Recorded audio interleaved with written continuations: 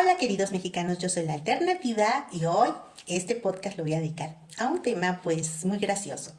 Voy a hablar acerca del tercer mundo. ¿Qué significa pertenecer al tercer mundo o ser tercermundistas? Bueno, ustedes saben que los mexicanos cuando fuimos invadidos por los españoles, se utilizaba mucho en principio que viajaban a las Indias. No eran las Indias es en India, ¿no? Era el pueblo mexica con los indígenas o los pueblos mesoamericanos mayas, que también son indígenas.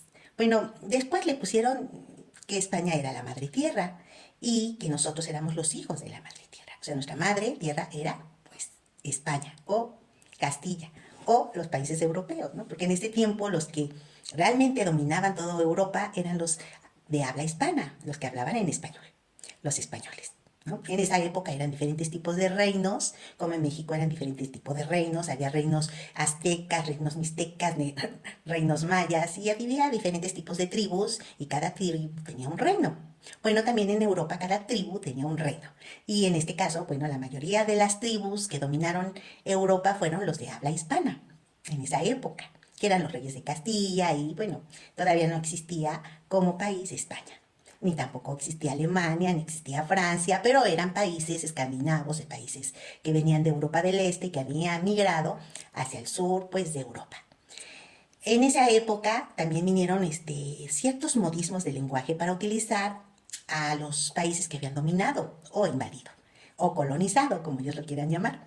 Nosotros en México sabemos que pues vinieron estas personas europeas de habla española, de habla hispana, a invadir varias tribus de varios reinos que eran indígenas, que eran de los pueblos originarios mayas y de los aztecas que venían del norte de México, los mexicas.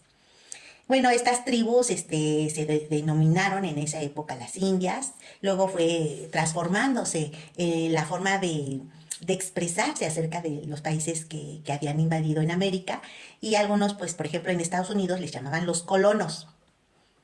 Y los colonos, pues no era que mataban por quitar tierras a los apaches, a las comunidades indígenas de América del Norte, sino que ellos muy sutilmente se llamaban colonos. O sea que estaban colonizando la tierra porque nadie existía ahí y entonces ellos ponían sus territorios. La verdad es que no es así, la verdad es que Estados Unidos de Norteamérica estaba poblado de comunidades indígenas que se llamaban apaches, de diferentes tipos de tribus, y que tenían esa propiedad de ser los originarios de esas tierras.